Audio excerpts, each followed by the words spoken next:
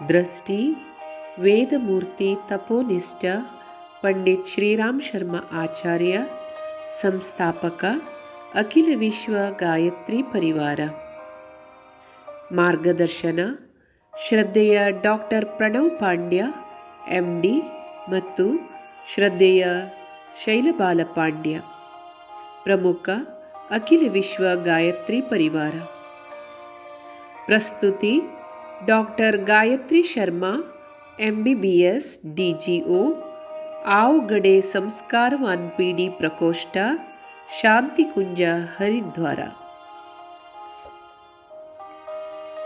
सार्वभौमिक सद्बुद्धिगागी प्रार्थने गायत्री महामंत्र ओम भूर्भुवस्वः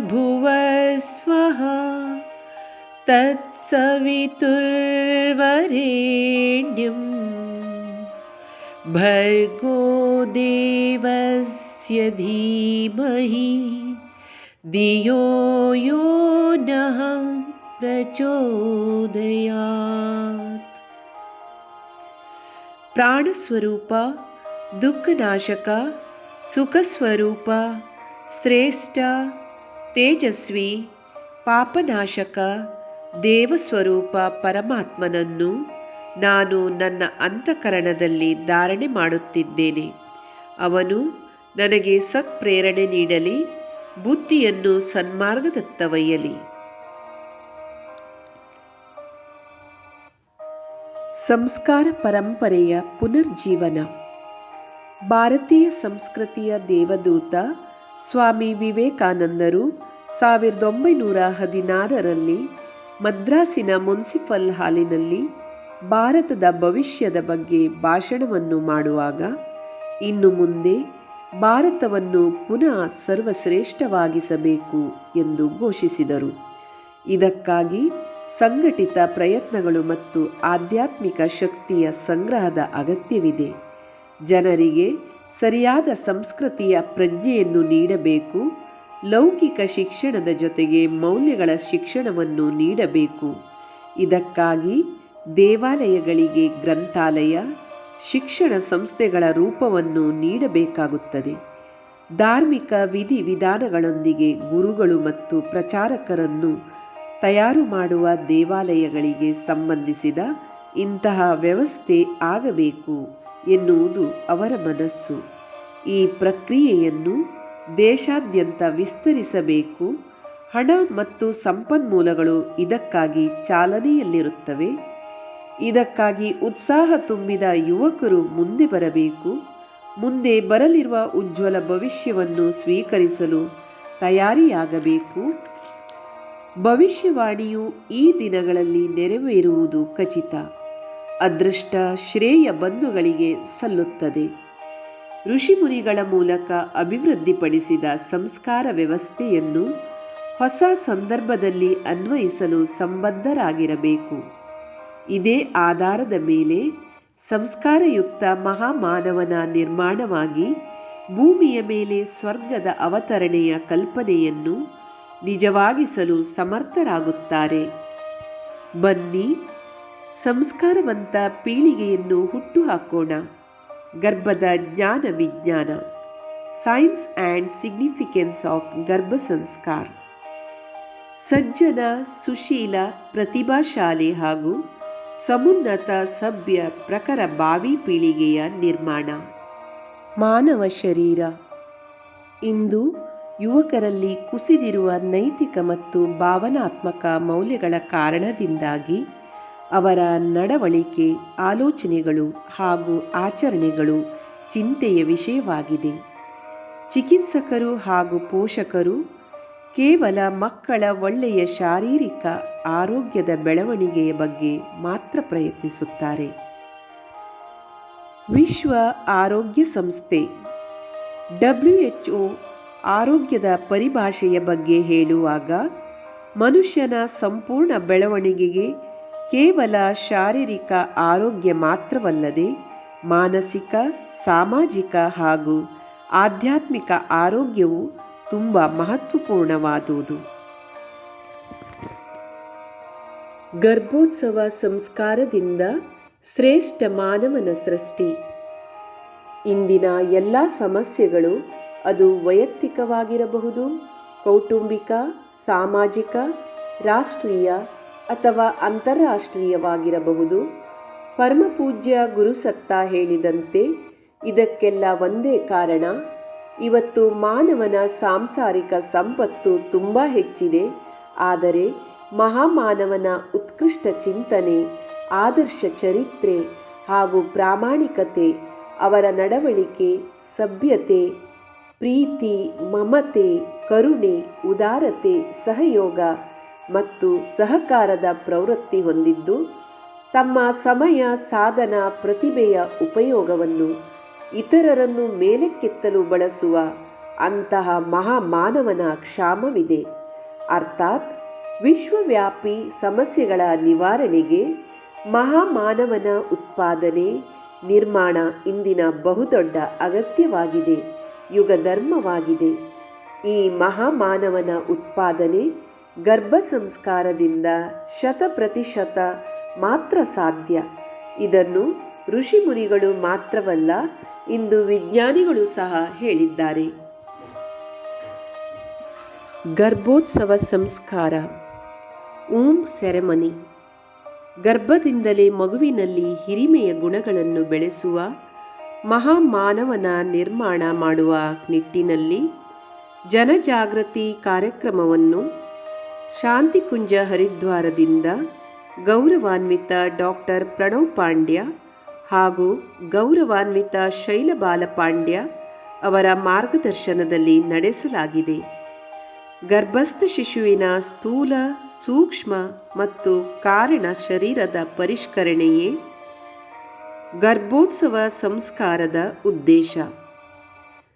ಶಾರೀರಿಕವಾಗಿ ಆರೋಗ್ಯಕರ, ಮಾನಸಿಕವಾಗಿ ಸಮತೋಲನ, ಬುದ್ಧಿವಂತ ಮತ್ತು ಭಾವನಾತ್ಮಕವಾಗಿ ಸಮರ್ಥ, ಪ್ರಖರ ಪ್ರತಿಭಾವಂತ, ಸಭ್ಯ, ಸುಸಂಸ್ಕೃತ ಸದ್ಗುಣಗಳ ಸೃಷ್ಟಿ ಮತ್ತು ಸಮೃದ್ಧ ಭವಿಷ್ಯದ ಪೀಳಿಗೆಯೇ ಇದರ ಉದ್ದೇಶ. ಸಂಸ್ಕಾರ ಚೇತನ, ಪ್ರಕೃತಿ ಮತ್ತು ಆಧ್ಯಾತ್ಮಿಕತೆಯ ವಿಜ್ಞಾನಿಗಳಾದ ನಮ್ಮ ಪ್ರಾಚೀನ ಗುರುಗಳು ಆತ್ಮದ ಜೊತೆಗೆ ಹಿಂದಿನ ಜನ್ಮಗಳ ಒಳ್ಳೆಯ ಮತ್ತು ಕೆಟ್ಟ ಆನುವಂಶಿಕ ಮುದ್ರೆಗಳು ಚೇತನದೊಂದಿಗೆ ಬರುತ್ತದೆ ಎಂದು ಹೇಳಿದರು. ಮನುಷ್ಯನ ಚೇತನದ ಸೂಕ್ಷ್ಮ ಸ್ತರದ ಮೇಲೆ ಪ್ರಭಾವ ಬೀರುವ ದೃಶ್ಯ, ಶ್ರಾವ್ಯ, ಆಡಿಯೋ ವಿಜುವಲ್ ಹಾಗೂ ಸ್ವಸಂಕೇತಿಕ ಆಟೋಸಜೆಸ್ಟಿವ್ 16 ಆಧ್ಯಾತ್ಮಿಕ ಉಪಚಾರ ಮೈಕ್ರೋಟೆಕ್ನಾಲಜಿಯನ್ನು ಹೊರತೆಗೆದರು. ಈ ಆಧ್ಯಾತ್ಮಿಕ ಪರಿಹಾರಗಳನ್ನು ಸಂಸ್ಕಾರ ಎಂದು ಹೆಸರಿಸಿದರು. ಈ ಸಂಸ್ಕಾರಗಳನ್ನು ಮನುಷ್ಯನ ಜೀವನದ ಪ್ರಮುಖ ಘಟ್ಟಗಳಲ್ಲಿ ನಡೆಸಲಾಗುತ್ತದೆ.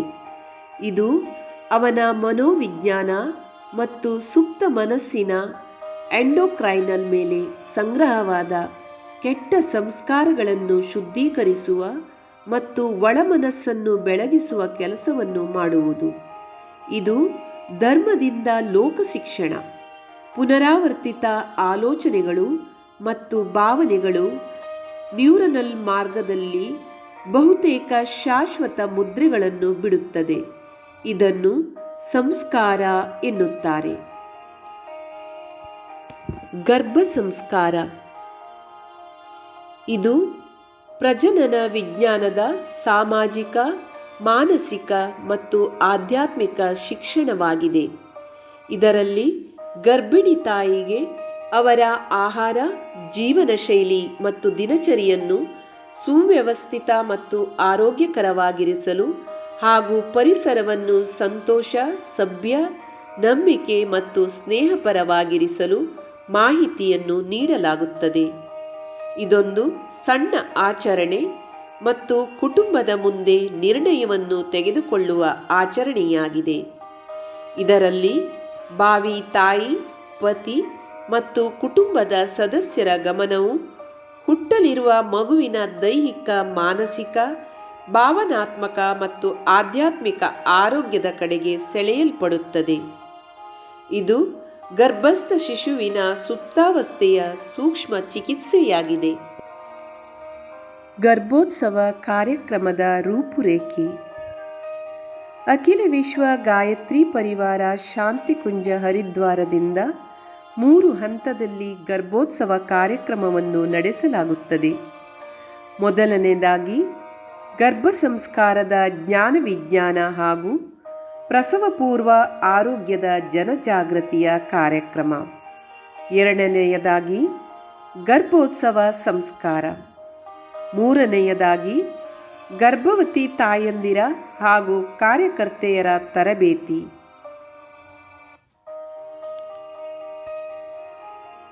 ಗರ್ಭೋತ್ಸವವನ್ನು ಬಹುತೇಕ ಎಲ್ಲ ಧರ್ಮಗಳಲ್ಲಿ ವಿವಿಧ ರೂಪಗಳಲ್ಲಿ ಕರೆಯಲಾಗುತ್ತದೆ. ತಾಯಿ ಮತ್ತು ಹುಟ್ಟಲಿರುವ ಮಗುವಿನ ಪ್ರಯೋಜನಗಳನ್ನು ಒದಗಿಸುವ ವಸ್ತು, ಉಡುಗೊರೆ ಇತ್ಯಾದಿಗಳನ್ನು ನೀಡುವ ಮೂಲಕ ಬಹುತೇಕ ಎಲ್ಲರೂ ಇದನ್ನು ಸಾಮಾಜಿಕ ಸಮಾರೋಹದ ರೂಪದಲ್ಲಿ ಆಚರಿಸುತ್ತಾರೆ. ಮಾತೆ ಸೃಷ್ಟಿಕರ್ತಾ ಭವತಿ. ತಾಯಿ ಮಗುವಿನ ಸೃಷ್ಟಿಕರ್ತಳು. ಅವಳು ತನ್ನ ಆಲೋಚನೆ, ಭಾವನೆ, ಆಹಾರ ಮತ್ತು ಪರಿಸರವನ್ನು ಉತ್ತಮಗೊಳಿಸುವುದರಿಂದ ನೀವು ಬಯಸಿದ ಮಗುವನ್ನು ಪಡೆಯಬಹುದು. ಹಾಗೆ ರಾಣಿ ಮದಾಲಸ 3 ಮಕ್ಕಳನ್ನು ಬ್ರಹ್ಮಜ್ಞಾನಿಯಾಗಿ ಮಾಡಿದಳು ಮತ್ತು ರಾಜನ ಕೋರಿಕೆಯ ಮೇರೆಗೆ 4ನೇಯವನನ್ನು ನುರಿತ ಆಡಳಿತಗಾರನನ್ನಾಗಿ ಮಾಡಿದಳು. ಜೀಜಾಬಾಯಿ ಶಿವಾಜಿಯನ್ನು ತಯಾರು ಮಾಡಿದಳು. ಅಭಿಮನ್ಯು ತನ್ನ ತಾಯಿಯ ಗರ್ಭದಲ್ಲಿ ಚಕ್ರವ್ಯೂಹವನ್ನು ಭೇದಿಸಲು ಕಲಿತನು. ಅವಳ ಪತಿ ಅರ್ಜುನ ಚಕ್ರವ್ಯೂಹವನ್ನು ಒಡೆಯುವ ವಿಧಾನವನ್ನು ಹೇಳಿದ್ದನು. ಅದನ್ನು ಕೇಳಿ ಸುಭದ್ರೆ ಸ್ವಲ್ಪ ಸಮಯದ ನಂತರ ನಿದ್ರೆಗೆ ಜಾರಿದಳು. ಆದ್ದರಿಂದಲೇ ಅಭಿಮನ್ಯುವಿಗೆ ಚಕ್ರವ್ಯೂಹದಿಂದ ಹೊರಬರುವುದು ಹೇಗೆಂದು ಕಲಿಯಲಾಗಲಿಲ್ಲ. ಅದಕ್ಕಾಗಿ ಅವನು ಯುದ್ಧದಲ್ಲಿ ತನ್ನ ಪ್ರಾಣವನ್ನು ತ್ಯಾಗ ಮಾಡಬೇಕಾಯಿತು. ಆದರೆ ಇಂದು ಎಲ್ಲ ಸುಭದ್ರೆಯರು ಮತ್ತು ಎಲ್ಲ ಅರ್ಜುನರು ಮಲಗಿದ್ದಾರೆ. ಮುಂಬರುವ ಮಕ್ಕಳ ಬಗ್ಗೆ, ತಮ್ಮ ಜವಾಬ್ದಾರಿಯ ಬಗ್ಗೆ ಅವರಿಗೆ ತಿಳಿದಿಲ್ಲ. ಇಂದು ಸಾವಿರಾರು ವರ್ಷಗಳ ಅಜ್ಞಾನ ಮತ್ತು ಕರಾಳ ಯುಗದ ಉತ್ಪನ್ನವಾಗಿದೆ. ಇಂದು ಅದೇ ಜ್ಞಾನದ ಪುನರುತ್ಥಾನಕ್ಕಾಗಿ ಶಾಂತಿಕುಂಜದಿಂದ ಈ ಕಾರ್ಯಕ್ರಮ ಆರಂಭಿಸಲಾಗಿದೆ. ಇವು ಕಾಲ್ಪನಿಕ ಕಥೆಗಳಲ್ಲ. ಕೇಂಬ್ರಿಡ್ಜ್ ವಿಶ್ವವಿದ್ಯಾನಿಲಯದ ಡಾಕ್ಟರ್ ರೂಪರ್ಟ್ ಶೆಲ್ಡ್ರಿಕ್ರ ಸಿದ್ಧಾಂತದ ಪ್ರಕಾರ ಗರ್ಭಾವಸ್ಥೆಯ ಸಮಯದಲ್ಲಿ ತಾಯಿಯ ಆಲೋಚನೆಗಳು, ಭಾವನೆಗಳು, ಆಹಾರ ಮತ್ತು ಕುಟುಂಬ ಹಾಗೂ ಸಾಮಾಜಿಕ ಪರಿಸರದಿಂದ ಮೆಟಾಫಿಸಿಕಲ್ ಮಾರ್ಕೋಜೆನೆಟಿಕ್ ಬಲವನ್ನು ಸಕ್ರಿಯಗೊಳಿಸಲಾಗುತ್ತದೆ. ಇದು 80% ವ್ಯಕ್ತಿತ್ವವನ್ನು ಮಾಡುತ್ತದೆ. ಭಾವಿ ಮಗು ತಮ್ಮ ವಂಶವಾಹಿಗಳ ಮೂಲಕ ತಮ್ಮ ಹೆತ್ತವರು ಅಥವಾ ಪೂರ್ವಜರಿಂದ ತಾವು ಪಡೆದ ಗುಣಗಳು ನಮ್ಮ ಭವಿಷ್ಯ ಎಂದು ತಿಳಿದಿತ್ತು. ಆದರೆ ಎಪಿಜೆನೆಟಿಕ್ ಜೈವಿಕ ವಿಜ್ಞಾನದ ಹೊಸ ಶಾಖೆ ಎಪಿಜೆನ್ಗಳು ಪರಿಸರವಾದ ಜೀನ್ಸ್ಗಳ ಮೇಲೆ ಇರುತ್ತದೆ ಎಂದು ಸೂಚಿಸುತ್ತದೆ. ಇವು ಪರಿಸರ, ಆಹಾರ, ದಿನಚರ್ಯ, ತಾಯಿಯ ಆಲೋಚನೆ ಹಾಗೂ ಭಾವನೆಗಳ ಬಗ್ಗೆ ಸಂವೇದನಾಶೀಲವಾಗಿರುತ್ತದೆ ಹಾಗೂ ಇದು ಜೀನ್ಸ್ ಕೋಡಿಂಗ್ ಎಕ್ಸ್ಪ್ರೆಷನ್ ಅನ್ನು ಆನ್ ಮತ್ತು ಆಫ್ ಮಾಡುತ್ತದೆ. ಇದಕ್ಕೆ ಒಳ್ಳೆಯ ಸಾಕ್ಷಿ ಎಂದರೆ ಹಿರಣ್ಯಕಶಿಪುವಿನ ಮನೆಯಲ್ಲಿ ಪ್ರಹ್ಲಾದನಂತಹ ಮಹಾಮಾನವನಂತಿರುವ ಮಗು ಇರುವುದು. ಇದಕ್ಕೆ ಉತ್ತಮ ಸಾಕ್ಷಿ ಪ್ರಹ್ಲಾದನ ತಾಯಿ ಕಯಾದು ತನ್ನ ಗರ್ಭಾವಸ್ಥೆಯಲ್ಲಿ ನಾರದ ಋಷಿಯ ಆಶ್ರಮದಲ್ಲಿ ತಂಗಿದ್ದಳು. ಜೆನೋಮಿಕ್ ಇಂಪ್ರಿಂಟಿಂಗ್. ತಂದೆ ತಾಯಿಯು ಗರ್ಭಧಾರಣೆಯ ತಿಂಗಳ ಮೊದಲೇ ಮಗುವಿನ ಜೆನೆಟಿಕ್ ಇಂಜಿನಿಯರ್ಗಳಾಗಿ ಕಾರ್ಯನಿರ್ವಹಿಸುತ್ತಾರೆ. ಜೆನೋಮಿಕ್ ಇಂಪ್ರಿಂಟಿಂಗ್ ಪ್ರಕ್ರಿಯೆಯು ಗರ್ಭಧಾರಣೆಯ ತಿಂಗಳುಗಳ ಮೊದಲು ಗೆಮೆಟೋಜೆನೆಸಿಸ್ ಸಮಯದಲ್ಲಿ ಪ್ರಾರಂಭವಾಗುತ್ತದೆ. ಜೆನೋಮಿಕ್ ಇಂಪ್ರಿಂಟಿಂಗ್ ಎಪಿಜೆನೆಟಿಕ್ ಫಿನೋಮಿನವಾಗಿದ್ದು ಅದು ಜೀನ್ಸ್ಗಳ ಎಕ್ಸ್ಪ್ರೆಷನ್ ಅನ್ನು ನಿರ್ಧರಿಸುತ್ತದೆ.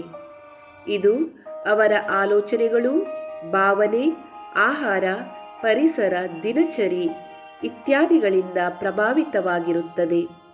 ಇದು ಮಗುವಿನ ವ್ಯಕ್ತಿತ್ವದ ಮೇಲೆ ಅಂದರೆ ಮೈಂಡ್ ಆ್ಯಂಡ್ ಬಾಡಿ ಮೇಲೆ ಶಾಶ್ವತ ಪರಿಣಾಮವನ್ನು ಬೀರುತ್ತದೆ ಮತ್ತು ಮುಂದಿನ ಪೀಳಿಗೆಗೂ ಹೋಗುತ್ತದೆ.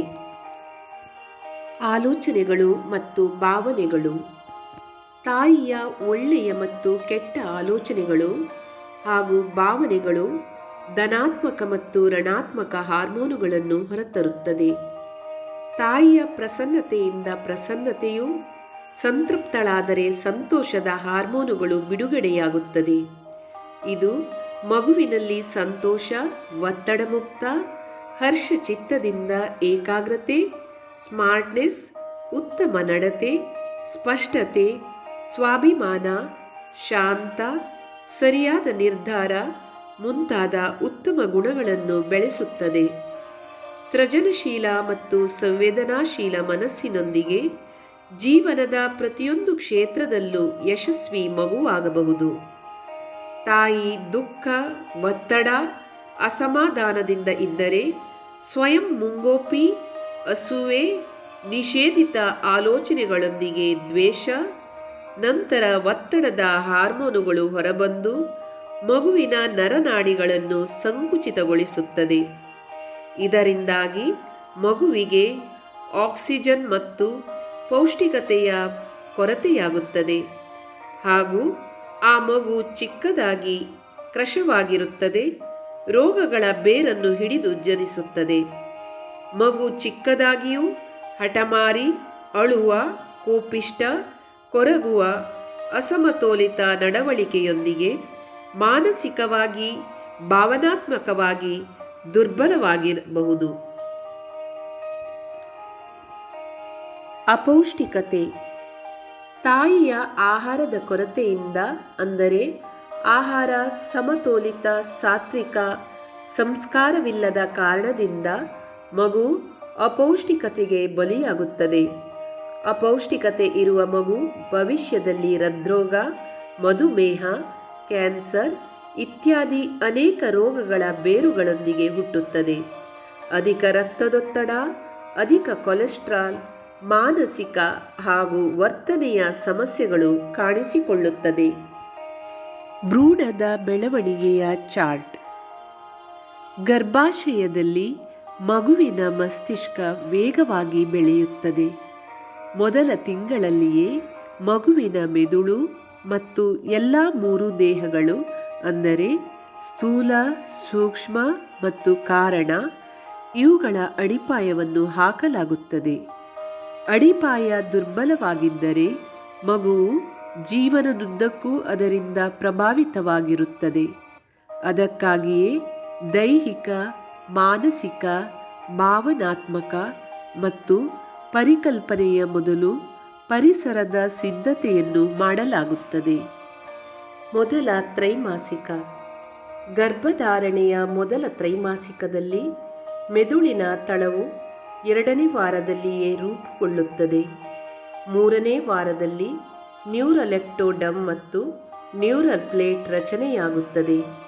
4ನೇ ವಾರದಲ್ಲಿ ಆರಂಭಿಕ ನ್ಯೂರಲ್ ಟ್ಯೂಬ್ ಮತ್ತು ಎಲ್ಲ ವ್ಯವಸ್ಥೆಗಳು ಶರೀರದ ಅಡಿಪಾಯದ ರಚನೆ ಉಂಟಾಗುತ್ತದೆ. 2ನೇ ತ್ರೈಮಾಸಿಕ. ಗರ್ಭಾವಸ್ಥೆಯ 16ನೇ ವಾರದಲ್ಲಿ ಮಗುವಿನ ಮೆದುಳಿನ ಜೀವಕೋಶಗಳು ನಿಮಿಷಕ್ಕೆ 2,50,000 ವೇಗದಲ್ಲಿ ಬೆಳೆಯುತ್ತದೆ. ಈಗ ಮಗು ಕೇಳಲು, ವಾಸನೆ ಮತ್ತು ರುಚಿಯನ್ನು ಸವಿಯಲು ಪ್ರಾರಂಭಿಸುತ್ತದೆ.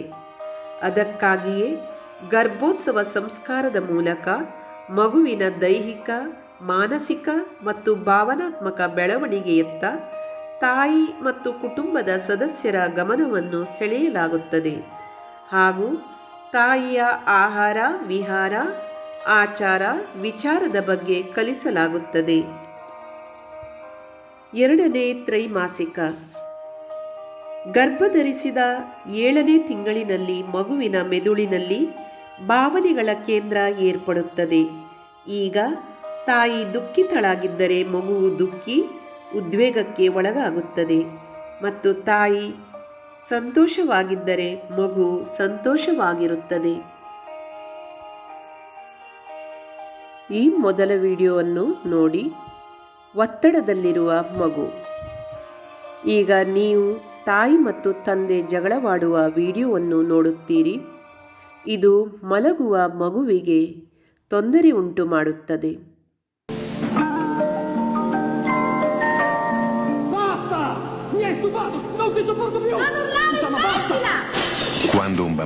ಇದು ಒತ್ತಡದ ಹಾರ್ಮೋನುಗಳನ್ನು ಬಿಡುಗಡೆ ಮಾಡುತ್ತದೆ ಹಾಗೂ ಮಗು ಅಳುವ, ಕಿರಿಕಿರಿ, ಕೋಪ, ಮಾನಸಿಕ ಮತ್ತು ಭಾವನಾತ್ಮಕವಾಗಿ ದುರ್ಬಲಗೊಳ್ಳುವ ಮಗುವಾಗಬಹುದು. ವಿಡಿಯೋ 2. ನಗುತ್ತಿರುವ ಮಗು. ತಾಯಿ ಸಂತೋಷ ಮತ್ತು ತೃಪ್ತಿ ಹೊಂದಿದ್ದರೆ ತನ್ನ ಮಗುವನ್ನು ಪ್ರೀತಿಸುತ್ತಾಳೆ, ಅದರೊಂದಿಗೆ ಸಿಹಿಯಾಗಿ ಮಾತನಾಡುತ್ತಾಳೆ, ಒಳ್ಳೆಯ ಕಥೆಗಳನ್ನು ಹೇಳುತ್ತಾಳೆ. ಅವರ ಕುಟುಂಬದ ಎಲ್ಲರೂ ಸಹ ಅವರನ್ನು ಪ್ರೀತಿಸುತ್ತಾರೆ, ಚೆನ್ನಾಗಿ ನೋಡಿಕೊಳ್ಳುತ್ತಾರೆ. ಎಲ್ಲರೂ ಒಟ್ಟಿಗೆ ಕುಳಿತುಕೊಳ್ಳುತ್ತಾರೆ, ಮಾತನಾಡುತ್ತಾರೆ, ಪೂಜೆ ಆರತಿಗಳನ್ನು ಮಾಡುತ್ತಾರೆ ಹಾಗೂ ಎಲ್ಲ ಭಾವನೆಗಳನ್ನು ಮಗು ಶೇರ್ ಮಾಡುತ್ತದೆ ಮತ್ತು ಗರ್ಭದಲ್ಲೇ ನಗುವುದನ್ನು ನೋಡಿ.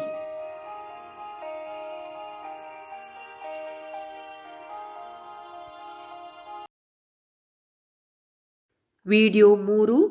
ನರ್ತಿಸುವ ಮಗು. ತಾಯಿ ಸುಮಧುರ ಗೀತೆ, ಇನ್ಸ್ಟ್ರುಮೆಂಟಲ್ ಮ್ಯೂಸಿಕ್, ಕ್ಲಾಸಿಕಲ್ ಮ್ಯೂಸಿಕ್, ವೇದ ಮಂತ್ರ, ಓಂಕಾರದ ಧ್ವನಿ ಅಥವಾ ಗಾಯತ್ರಿ ಮಂತ್ರದಂತಹ ಉತ್ತಮ ಸಂಗೀತ ಕೇಳಿದರೆ ಅಂಥ ಸಂಗೀತವನ್ನು ಕೇಳಿ ಮಗು ಗರ್ಭದಲ್ಲಿ ನರ್ತಿಸುತ್ತದೆ. ಇದು ಹೇಗೆ ಸಂಭವಿಸುತ್ತದೆ ನೋಡಿ.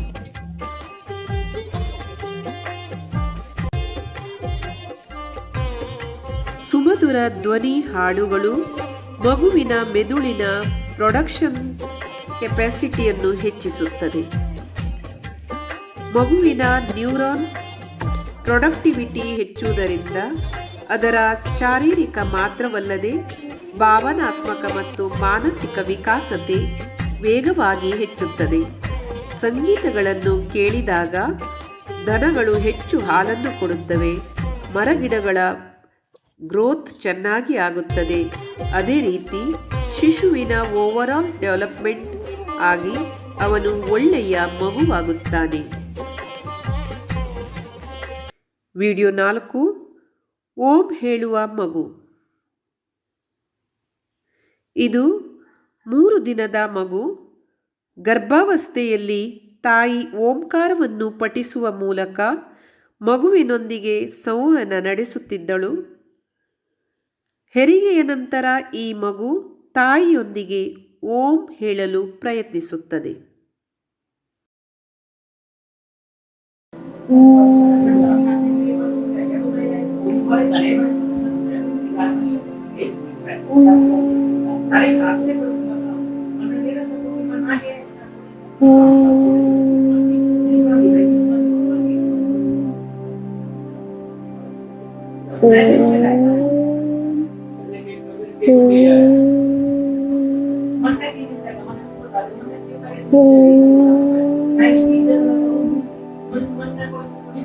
ವಿಡಿಯೋ 4. ಸಂಗೀತದ 5 ಪರಿಣಾಮಗಳು. ಇದು 2ನೆಯ ಮಗು. ಗರ್ಭಾವಸ್ಥೆಯಲ್ಲಿ ತಾಯಿ ಯಾವುದೋ ಕಾರಣದಿಂದ ಒತ್ತಡಕ್ಕೊಳಗಾದಾಗ ಅವರು ಸಂಗೀತವನ್ನು ಕೇಳುತ್ತಿದ್ದರು. ಇದರ ಪರಿಣಾಮ ಹುಟ್ಟಿದ ನಂತರ ಆ ಹೆಣ್ಣು ಮಗುವಿನಲ್ಲಿ ಕಾಣಿಸಿತು. ಮಗು ಅಳಲು ಪ್ರಾರಂಭಿಸಿದಾಗಲೆಲ್ಲ ಅವಳ ತಾಯಿ ಅದೇ ಸಂಗೀತವನ್ನು ನುಡಿಸಿದರು. ನಂತರ ಮಗು ಮೌನವಾಗುತ್ತದೆ ಮತ್ತು ಎಚ್ಚರಿಕೆಯಿಂದ ಕೇಳಲು ಪ್ರಾರಂಭಿಸುತ್ತದೆ.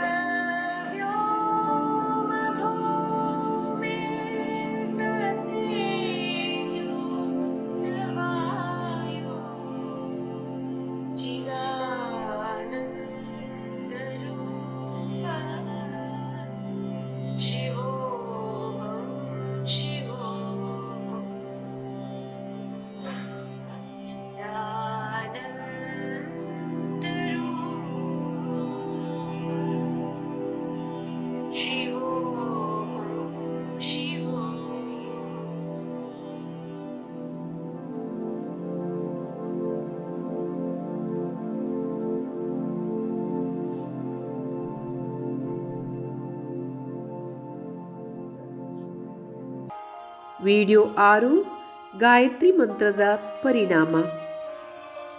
ಈ ಮಗು ಹೊಟ್ಟೆಯಲ್ಲಿದ್ದಾಗ ತಾಯಿ ಊಟ ಮಾಡುವಾಗ ಗಾಯತ್ರಿ ಮಂತ್ರವನ್ನು ಹೇಳಿ ಮಗುವಿನೊಂದಿಗೆ ಸಂಭಾಷಣೆ ನಡೆಸುತ್ತಿದ್ದಳು. ತಿಂದರೆ ದೇಹ ಮಾತ್ರವಲ್ಲದೆ ಮನಸ್ಸು ಕೂಡ ನಿರ್ಮಾಣವಾಗುತ್ತದೆ ಎಂದು ಹುಟ್ಟುವ ಮಗುವಿಗೆ ಹೇಳುತ್ತಿದ್ದಳು. ಗಾಯತ್ರಿ ಮಂತ್ರ ಕೇಳಿ ಊಟ ಮಾಡೋಣ, ಅದೇ ಪರಿಣಾಮ ಆ ಮಗುವಿನಲ್ಲೂ ಕಂಡುಬಂದಿತ್ತು ನೋಡಿ.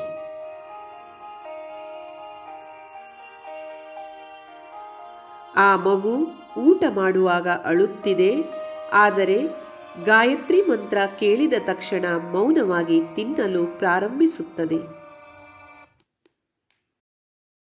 बेटा बेटा बेटा बेटा ओम भूर्भुवः स्वः तत्सवितुर्वरेण्यं भर्गो देवस्य धीमहि धियो यो नः प्रचोदयात्. ओम भूर्भुवः स्वः तत्सवितुर्वरेण्यं भर्गो देवस्य धीमहि धियो यो नः प्रचोदयात्. ॐ भूर्भुवः स्वः तत्सवितुर्वरेण्यं भर्गो देवस्य धीमहि धियो यो नः प्रचोदयात्. भूर्भुवः स्वः तत्सवितुर्वरेण्यं भर्गो देवस्य धीमहि धियो यो नः प्रचोदयात्. भूर्भुवः स्वः तत्स.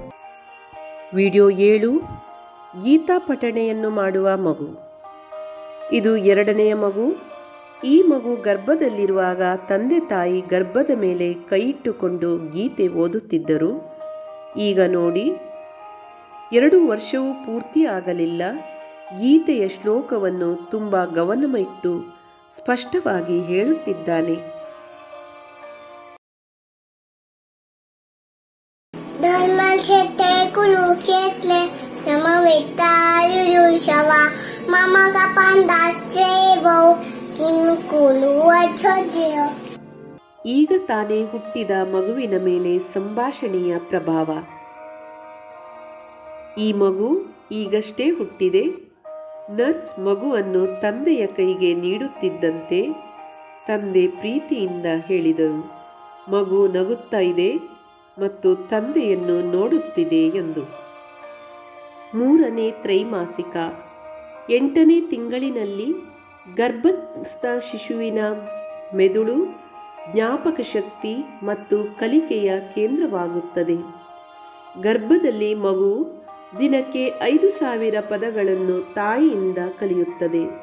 ಜೊತೆಗೆ ಪತಿ, ಸಹೋದರರು, ಸಹೋದರಿಯರು ಮತ್ತು ಇತರ ಕುಟುಂಬದ ಸದಸ್ಯರು ಅದಕ್ಕಾಗಿಯೇ ಪ್ರತಿದಿನ ಮಗುವಿನೊಂದಿಗೆ ಕನಿಷ್ಠ 4 ಗಂಟೆಗಳ ಕಾಲ ಅಥವಾ ಬೆಳಿಗ್ಗೆಯಿಂದ ರಾತ್ರಿಯವರೆಗೆ ವಿಂಗಡಿಸಲಾದ 4-5 ಗಂಟೆಗಳ ಕಾಲ ಒಳ್ಳೆಯ ವಿಷಯಗಳಿಗೆ ಒಡ್ಡಿಕೊಳ್ಳುವುದು ಅವಶ್ಯಕ.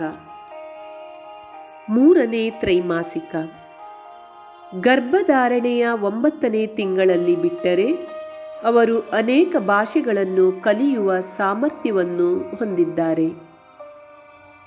3ನೇ ತ್ರೈಮಾಸಿಕ ಗರ್ಭಾವಸ್ಥೆಯ 36ನೇ ವಾರದಲ್ಲಿ ಮೆದುಳಿನ ಗಾತ್ರವು ಹೆಚ್ಚಾಗುತ್ತದೆ ಮತ್ತು ಅದು ವಿವಿಧ ಮಾಹಿತಿಯನ್ನು ಸಂಗ್ರಹಿಸಲು ಪ್ರಾರಂಭಿಸುತ್ತದೆ. ಬೌದ್ಧಿಕ ಪ್ರತಿಭೆ, ಭಾವನಾತ್ಮಕ ಪ್ರತಿಭೆ. ಮಗುವಿನ ಬೌದ್ಧಿಕ ಬುದ್ಧಿಮತ್ತೆ ಐಕ್ಯೂ, ಭಾವನಾತ್ಮಕ ಬುದ್ಧಿಮತ್ತೆ ಇಕ್ಯೂ, ಆಧ್ಯಾತ್ಮಿಕ ಮತ್ತು ಸಾಮಾಜಿಕ ಬುದ್ಧಿಮತ್ತೆ ಎಸ್ಕ್ಯೂ. ಇದರ ಅಡಿಪಾಯವು ತಾಯಿಯ ಗರ್ಭದಲ್ಲಿಯೇ ಇರುತ್ತದೆ. ಇದು ತಾಯಿಯ ಆಲೋಚನೆಗಳು ಮತ್ತು ಭಾವನೆಗಳನ್ನು ಅವಲಂಬಿಸಿರುತ್ತದೆ ಹಾಗೂ ಮಗುವಿನ ವ್ಯಕ್ತಿತ್ವವನ್ನು ರೂಪಿಸುತ್ತದೆ. ನೀವು ಶಾಲೆಯಲ್ಲಿ ಎಷ್ಟು ಯಶಸ್ವಿಯಾಗಿದ್ದೀರಿ ಎನ್ನುವುದನ್ನು ಐಕ್ಯೂ ಸೂಚಿಸುತ್ತದೆ. ಇಕ್ಯೂ ಎಂದರೆ ಅವನು ಜೀವನದಲ್ಲಿ ಎಷ್ಟು ಯಶಸ್ವಿಯಾಗಿದ್ದಾನೆ ಎನ್ನುವುದನ್ನು ಸೂಚಿಸುತ್ತದೆ. ಮತ್ತು SQ ಇದರರ್ಥ ಪ್ರೀತಿ, ಸಹಾನುಭೂತಿ, ವಾತ್ಸಲ್ಯ, ಉದಾರತೆ, ಸಹಕಾರದಂತಹ ಆಧ್ಯಾತ್ಮಿಕ ಗುಣಗಳ ಅಭಿವೃದ್ಧಿ. ಸಾಮಾಜಿಕ ಬುದ್ಧಿಮತ್ತೆಯು ಮನೆಯಲ್ಲಿ ಮತ್ತು ಹೊರಗೆ ವರ್ತಿಸುವ ಸಾಮರ್ಥ್ಯವನ್ನು ಸೂಚಿಸುತ್ತದೆ. ಮಗುವಿನಲ್ಲಿ ಉತ್ತಮ ಅಭ್ಯಾಸಗಳನ್ನು ಬೆಳೆಸಲು ಉತ್ತಮ ಸಮಯವೆಂದರೆ ಗರ್ಭಧಾರಣೆಯ ಮೊದಲ ದಿನದಿಂದ 5 ವರ್ಷ ವಯಸ್ಸಿನವರೆಗೆ. ಮಕ್ಕಳ ಪ್ರೋಗ್ರಾಮಿಂಗ್ಗೆ ಇದು ಸರಿಯಾದ ಸಮಯ. Multiple intelligence. ಗರ್ಭಾವಸ್ಥೆಯಲ್ಲಿ ತಾಯಿಯು ಅಳವಡಿಸಿಕೊಂಡ ಆದರ್ಶ ದಿನಚರಿ ಮತ್ತು ಧನಾತ್ಮಕ ಮತ್ತು ಸೃಜನಶೀಲ ಚಟುವಟಿಕೆಗಳು ಗರ್ಭಸ್ಥ ಶಿಶುವಿನಲ್ಲಿ ಮಲ್ಟಿಪಲ್ ಇಂಟೆಲಿಜೆನ್ಸ್ನ ಬೆಳವಣಿಗೆಯಲ್ಲಿ ಸಹಾಯಕವಾಗಿದೆ. ಮಾನವ ಮಸ್ತಿಷ್ಕದ ರೈಟ್ ಮತ್ತು ಲೆಫ್ಟ್ ಹೆಮಿಸ್ಫಿಯರ್ನ ಸರ್ವಾಂಗೀಣ ವಿಕಾಸದಲ್ಲಿ ಪ್ರಮುಖ ಪಾತ್ರವನ್ನು ವಹಿಸುತ್ತದೆ. ಮಸ್ತಿಷ್ಕದ ರೈಟ್ ಹೆಮಿಸ್ಫಿಯರ್ನಲ್ಲಿ ಕಲಾತ್ಮಕ ಮತ್ತು ರಚನಾತ್ಮಕ ಬುದ್ಧಿಯನ್ನು ಅಭಿವೃದ್ಧಿಪಡಿಸುತ್ತದೆ. ನಿಮ್ಮ ಭಾವನೆಗಳನ್ನು ನಿಯಂತ್ರಿಸುವುದು, ಇತರರ ಭಾವನೆಗಳನ್ನು ಅರ್ಥ ಮಾಡಿಕೊಳ್ಳುವುದು, ಸವಾಲುಗಳನ್ನು ಎದುರಿಸುವುದು, ಆತ್ಮವಿಶ್ವಾಸ, ಆತ್ಮಗೌರವ ಈ ಎಲ್ಲ ಗುಣಗಳು ರೈಟ್ ಹೆಮಿಸ್ಫಿಯರ್ಗೆ ಸಂಬಂಧಿಸಿದೆ. ಮಸ್ತಿಷ್ಕದ ಲೆಫ್ಟ್ ಹೆಮಿಸ್ಫಿಯರ್ನಲ್ಲಿ ಗಣಿತಜ್ಞಾನ, ಭಾಷಾಜ್ಞಾನ ಮತ್ತು ತರ್ಕಶಕ್ತಿಗಳನ್ನು ಅಭಿವೃದ್ಧಿಪಡಿಸುತ್ತದೆ. ಮಸ್ತಿಷ್ಕದ ಈ ಭಾಗವು ನಿರ್ಧಾರ ತೆಗೆದುಕೊಳ್ಳುವ ಸಾಮರ್ಥ್ಯ, ಸಮಸ್ಯೆಗಳನ್ನು ಪರಿಹರಿಸುವ ಸಾಮರ್ಥ್ಯ, ಇಚ್ಛಾಶಕ್ತಿ, ಆಲೋಚನಾ ಶಕ್ತಿ, ಕಲಿಕೆಯ ಸಾಮರ್ಥ್ಯ ಮತ್ತು ಅರಿವಿನಂತಹ ಗುಣಗಳ ಬೆಳವಣಿಗೆಯನ್ನು ನಿಯಂತ್ರಿಸುತ್ತದೆ. ತಾಯಿಯಿಂದ ಮಗುವಿನ ಧನಾತ್ಮಕ ಮತ್ತು ಸೃಜನಶೀಲ ಚಟುವಟಿಕೆಗಳು ಮಸ್ತಿಷ್ಕದ 2 ಹೆಮಿಸ್ಫಿಯರ್ಗಳನ್ನು ಸಕ್ರಿಯಗೊಳಿಸುತ್ತದೆ ಹಾಗೂ ಮಗುವಿನ ಜಾಗತಿಕ ಬುದ್ಧಿವಂತಿಕೆಯನ್ನು ಅಭಿವೃದ್ಧಿಪಡಿಸಲು ಸಹಾಯ ಮಾಡುತ್ತದೆ. ಗರ್ಭಸ್ಥ ಶಿಶುವಿನ ಬಯಕೆ. ಮಗುವಿಗೆ ತನ್ನ ತಾಯಿಯಿಂದ ಕೆಲವು ನಿರೀಕ್ಷೆಗಳಿವೆ. ಮಗು ತಾಯಿಯಲ್ಲಿ, ಅಮ್ಮ, ನನ್ನ ಮೆದುಳು ಇನ್ನೂ ಬೆಳೆಯುತ್ತಿದೆ, ದಯವಿಟ್ಟು ನನ್ನನ್ನು ಪ್ರೀತಿಸಿ, ನನ್ನನ್ನು ರಕ್ಷಿಸಿ, ನನಗಾಗಿ ಒಳ್ಳೆಯ ಪುಸ್ತಕಗಳನ್ನು ಓದಿ, ಒಳ್ಳೆಯ ಸಂಗೀತಗಳನ್ನು ಕೇಳಿ, ನನಗೆ ಒಳ್ಳೆಯ ಕಥೆಗಳನ್ನು ಹೇಳಿ, ಪೌಷ್ಟಿಕಾಂಶವುಳ್ಳ ಆಹಾರವನ್ನು ಸೇವಿಸಿ, ಪ್ರಸನ್ನರಾಗಿರಿ. ಇದರಿಂದ ನಾನು ಜಗತ್ತಿನಲ್ಲಿ ಯಶಸ್ವಿ ವ್ಯಕ್ತಿಯಾಗಬಹುದು ಎನ್ನುತ್ತದೆ. ತಾಯಿಯ ಕರ್ತವ್ಯ. ಆದ್ದರಿಂದ ನೀವು ಪ್ರಕಾಶಮಾನವಾದ, ಪ್ರಖರವಾದ, ಪ್ರತಿಭಾಶಾಲಿ, ಸಭ್ಯ, ಸುಸಂಸ್ಕೃತ, ಸೌಮ್ಯ, ಸದ್ಗುಣಶೀಲ ಮಗುವನ್ನು ಹೊಂದಲು ಬಯಸಿದರೆ ಪೋಷಕರು ಮತ್ತು ಕುಟುಂಬ ಸದಸ್ಯರು ಈ 9 ತಿಂಗಳ ಕಾಲ ಕೆಲವು ಅಗತ್ಯವಾದ ವಿಷಯಗಳನ್ನು ಪಾಲನೆ ಮಾಡಬೇಕು. ಇದರಲ್ಲಿ ಪ್ರಮುಖವಾದುದು ತಾಯಿಯ ಕರ್ತವ್ಯ. ನಿಯಮಿತ ಹಾಗೂ ಆರೋಗ್ಯಕರ ದಿನಚರಿಯನ್ನು ಅನುಸರಿಸಿ. ನಿತ್ಯ ನಿಯಮವಾಗಿ ಯೋಗಾಸನ, ಜಪ, ಧ್ಯಾನ ಹಾಗೂ ಪ್ರಾಣಾಯಾಮ ಮಾಡುವುದು. ನಿತ್ಯ ನಿಯಮವಾಗಿ ತಮ್ಮ ಧಾರ್ಮಿಕ ಪುಸ್ತಕದಂತಹ ರಾಮಾಯಣ, ಗೀತಾ, ಬೈಬಲ್, ಕುರಾನ್ ಶರೀಫ, ಗುರುಗ್ರಂಥ ಸಾಹೇಬ ಇತ್ಯಾದಿಗಳ ಪಠಣೆ. ಮಕ್ಕಳಲ್ಲಿ ಒಳ್ಳೆಯ ಗುಣ ಡೆವಲಪ್ ಮಾಡಲು, ಮಕ್ಕಳಲ್ಲಿ ಉತ್ತಮ ಗುಣಗಳನ್ನು ಬೆಳೆಸಲು ತಾಯಿ ಮಗುವಿನೊಂದಿಗೆ ಕನಿಷ್ಠ 4 ಗಂಟೆಗಳ ಕಾಲ ನಿಯಮಿತವಾಗಿ ಮಾತನಾಡಬೇಕು. ಬೆಳಿಗ್ಗೆ ಎದ್ದಾಗ ಅವನನ್ನು ಸಹ ಎದ್ದೇಳಿಸಿ ಮಗುವಿನೊಂದಿಗೆ ಈ ರೀತಿ ಸಂಭಾಷಣೆ ಆರಂಭಿಸಿ. ನಾವು ಈಗ ಸಂಗೀತ ಕೇಳೋಣ. ಸಂಗೀತದ ಮೂಲಕ ನಾವು ಈ ಜಗತ್ತಿಗೆ ಬಂದ ಉದ್ದೇಶಕ್ಕಾಗಿ ನಮ್ಮ ಕರ್ತವ್ಯವನ್ನು ಪೂರೈಸಲು ದೇವರನ್ನು ಪ್ರಾರ್ಥಿಸುತ್ತೇವೆ. ಮಗುವಿನಲ್ಲಿ ಉತ್ತಮ ಗುಣಗಳನ್ನು ಬೆಳೆಸಲು ನೀವು ಏನು ಮಾಡುತ್ತೀರಿ? ಒಳ್ಳೆ ಗುಣಗಳನ್ನು ಹುಟ್ಟುಹಾಕುವ ಮಧುರ ಸಂಗೀತವನ್ನು ಮಗುವಿಗೆ ಕೇಳಿಸಿ. ಸ್ವಾಧ್ಯಾಯ, ಸತ್ಸಂಗ ಮಾಡುವಿರಿ. ಧ್ಯಾನವನ್ನು ಮಾಡಿ. ಇದರ ಮಾಧ್ಯಮದಿಂದ ಮಗುವಿನಲ್ಲಿ ದೈವಿಕ ಗುಣಗಳ ವಿಕಾಸವಾಗುತ್ತದೆ ಎನ್ನುವ ಭಾವನೆಯನ್ನು ಸಹ ಮಾಡಿ. ಗರ್ಭಸ್ಥ ಶಿಶುವಿನಲ್ಲಿ ಒಳ್ಳೆಯ ಪಾಸಿಟಿವ್ ವಿಷಯಗಳ ಬಗ್ಗೆ ಮಾತಾಡಿ. ಶೌರ್ಯ, ಸಾಹಸ, ಸಫಲ ವ್ಯಕ್ತಿತ್ವದವರ ಬಯೋಗ್ರಫಿಯನ್ನು ಕೇಳಿಸಿ. ಒಳ್ಳೆಯ ಮಾನವೀಯ ಮೌಲ್ಯದ ಬೆಳವಣಿಗೆ ಮಾಡುವ ಕಥೆಗಳನ್ನು ತಾವು ಓದುವಿರಿ, ಜೊತೆಗೆ ಮಗುವಿಗೂ ಕೇಳಿಸುವಿರಿ. ಸ್ವಸ್ಥ ಹಾಬೀಸ್ ಲೈಕ್ ಗಾರ್ಡನಿಂಗ್, ಸುಂದರವಾದ ಚಿತ್ರವನ್ನು ಸಹ ಬಿಡಿಸಿ. ಮೀನ್ಸ್ ಪೇಂಟಿಂಗ್, ನಿಟ್ಟಿಂಗ್, ಸಿಂಗಿಂಗ್ ಇತ್ಯಾದಿ ಹಾಬಿಗಳಿದ್ದರೆ ಅದರಲ್ಲಿ ತಮ್ಮನ್ನು ತೊಡಗಿಸಿಕೊಳ್ಳಿ, ಏಕೆಂದರೆ ಮಗುವಿನಲ್ಲೂ ಸಹ ಈ ಒಳ್ಳೆಯ ಗುಣ ಬರುತ್ತದೆ. ಭಯಾನಕ ಹಾಗೂ ಉತ್ತೇಜಕ ಧಾರಾವಾಹಿ ಮತ್ತು ಸಿನೆಮಾದಿಂದ ದೂರವಿರಿ. ಪ್ರತಿದಿನ 1 ಗಂಟೆ ವಿಶ್ರಾಂತಿ ತೆಗೆದುಕೊಳ್ಳಿ, ಅರ್ಧ ಗಂಟೆ ನಿದ್ದೆ ಮಾಡಿ. ಈರ್ಷೆ, ದ್ವೇಷ, ಹಠಮಾರಿತನ, ಸಿಟ್ಟು ಈ ಅಭ್ಯಾಸದಿಂದ ದೂರವಿರಿ. ಸೇವಾ ಮನೋಭಾವನೆಯನ್ನು ಮನಸ್ಸಿನಲ್ಲಿಟ್ಟುಕೊಳ್ಳಿ. ಕುಟುಂಬದ ಇತರ ಸದಸ್ಯರು, ಪತಿ, ಪೋಷಕರು, ಸಹೋದರರು, ಸಹೋದರಿಯರು, ಅತ್ತೆ ಮತ್ತು ಮಾವ ಎಲ್ಲರೂ ಮಗುವಿನೊಂದಿಗೆ ಮಾತನಾಡುತ್ತಿರಬೇಕು. ಇದರಿಂದ ಮಗುವಿಗೆ ಗರ್ಭದಿಂದಲೇ ಕುಟುಂಬದವರ ಪರಿಚಯವಾಗುತ್ತದೆ. ಮಗುವಿಗೆ ಅವರೊಂದಿಗೆ ಬಾಂಧವ್ಯ, ಮನಸ್ಸಿನಲ್ಲಿ ಗೌರವ ಮತ್ತು ಪ್ರೀತಿ ಹೆಚ್ಚಾಗುತ್ತದೆ. ಮನೆಯಲ್ಲಿ ಆಸ್ತಿಕತೆ, ಆತ್ಮೀಯತೆ, ಸಹಯೋಗ ಮತ್ತು ಸಹಕಾರದ ವಾತಾವರಣವನ್ನುಂಟು ಮಾಡಲು ಸಾಮೂಹಿಕ ಆರತಿ, ಪೂಜೆ, ಸಾಧನ ಹಾಗೂ ಜೊತೆಯಾಗಿ ಕಡಿಮೆಯೆಂದರೂ ದಿನದಲ್ಲಿ 1 ಹೊತ್ತಾದರೂ ಎಲ್ಲರೂ ಜೊತೆಯಾಗಿ ಊಟ ಮಾಡಬೇಕು. ಮನೆಯ ವಾತಾವರಣವನ್ನು ಪ್ರಸನ್ನ, ಸ್ವಸ್ಥ ಹಾಗೂ ಸಕಾರಾತ್ಮಕವಾಗಿರಿಸಲು ತಮ್ಮ ಒಳ್ಳೆಯ ದಿನಗಳನ್ನು ನೆನೆಯಿರಿ. ಮನೆಯಲ್ಲಿ ನೈಸರ್ಗಿಕ, ಸುಂದರ, ಸ್ಫೂರ್ತಿದಾಯಕ ಚಿತ್ರಗಳನ್ನು ಹಾಕಿ. ಒಳ್ಳೆಯ ಪದಗಳನ್ನು ಬಳಸಿ. ಶಾಂತಿಕುಂಜದಿಂದ ಒಳ್ಳೆಯ ಸದ್ವಾಕ್ಯಗಳನ್ನು ಮಾಡಲಾಗಿದೆ. ಈ ಸದ್ವಾಕ್ಯಗಳನ್ನು ನೀವು ನಿಮ್ಮ ಮನೆಯಲ್ಲಿ ಹಾಕಬಹುದು. ಮಹಾನ್ ನಾರಿಯರ, ಮಹಾನ್ ಪುರುಷರ ಚಿತ್ರಗಳನ್ನು ಹಾಕಿ, ಏಕೆಂದರೆ ಅವರ ಗುಣಗಳು ಮಗುವಿನಲ್ಲಿ ಬರಲಿ. ಇಬ್ಬರು ಆಂಗ್ಲ ದಂಪತಿಗಳಿದ್ದರು. ಅವರು ಮಗು ಕಪ್ಪಾಗಿ ಜನಿಸಿತು. ಬಿಳಿ ದಂಪತಿಗಳಿಗೆ ಕಪ್ಪು ಮಗು ಹೇಗೆ ಜನಿಸಿತೆನ್ನುವ ಅನುಮಾನವನ್ನು ನಿವಾರಿಸಲು DNA ಟೆಸ್ಟ್ ನಡೆಸಲಾಯಿತು. ಟೆಸ್ಟ್ನಲ್ಲಿ ಎಲ್ಲವೂ ಸರಿಯಾಗಿತ್ತು. ನಂತರ ಅವರು ಒಬ್ಬ ಸೈಕಾಲಜಿಸ್ಟನ್ನು ಅವರ ಸ್ಥಳಕ್ಕೆ ಕರೆಸಿದರು.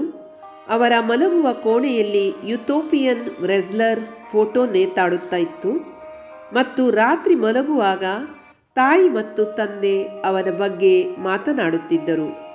ಈಗ ನೋಡಿ, ಆ ಯುಥೋಪಿಯನ್ ರೆಸ್ಲರ್ನ ಪರಿಣಾಮವು ಕೇವಲ ಮನಸ್ಸು ಮತ್ತು ಭಾವನೆಗಳ ಮೇಲೆ ಮಾತ್ರವಲ್ಲದೆ ಫಿಸಿಕಲ್ ಬಾಡಿ ಮೇಲೂ ಪರಿಣಾಮ ಬೀರಿದೆ.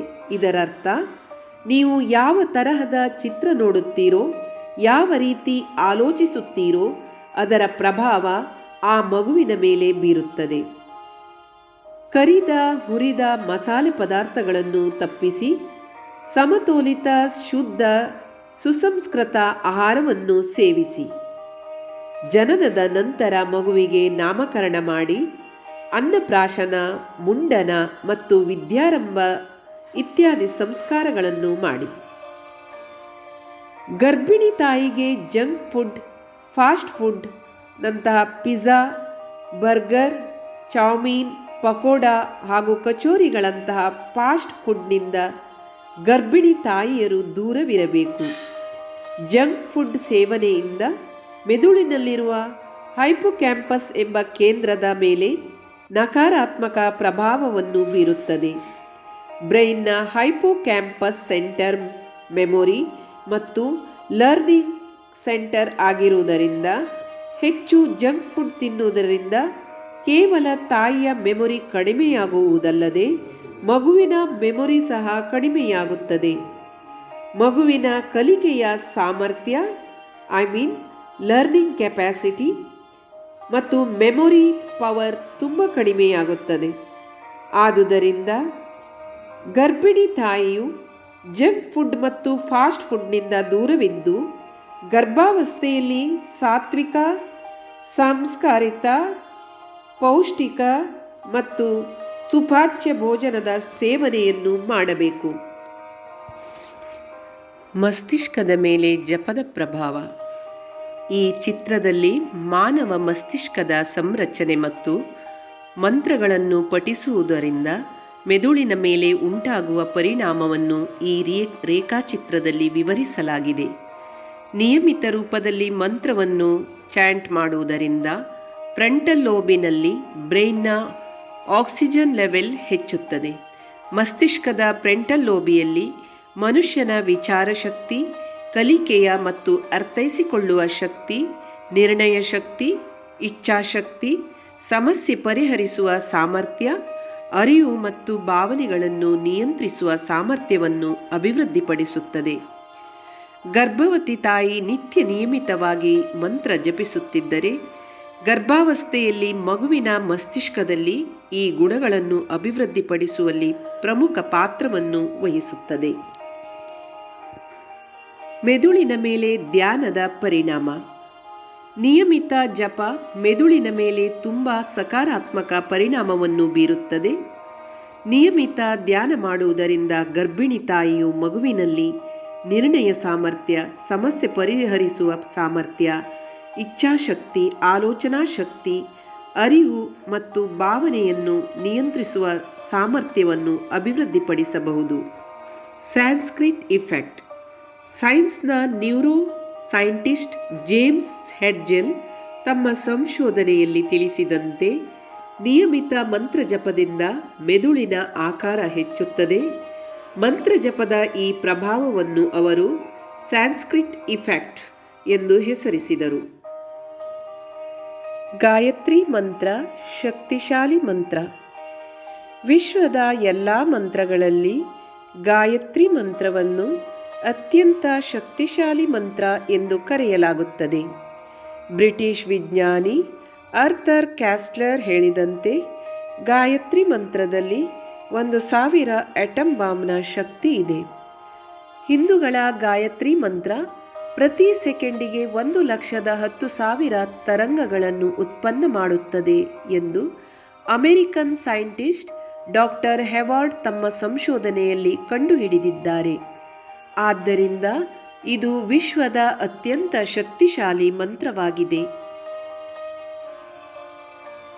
ಗಾಯತ್ರಿ ಮಂತ್ರ ಜಪದ ಪ್ರಭಾವದಿಂದ ಉತ್ಪನ್ನವಾದ ತರಂಗಗಳು ಮನುಷ್ಯನ ಸೂಕ್ಷ್ಮ ಶರೀರದಲ್ಲಿರುವ ಸಪ್ತ ಚಕ್ರಗಳಾದ ಮೂಲಾಧಾರ, ಸ್ವಾಧಿಷ್ಠಾನ, ಮಣಿಪುರ, ಅನಾಹತ, ವಿಶುದ್ಧ, ಆಜ್ಞಾ ಹಾಗೂ ಬ್ರಹ್ಮರಂಧ್ರದ ಮೇಲೆ ತನ್ನ ಪ್ರಭಾವವನ್ನು ಬೀರುತ್ತದೆ.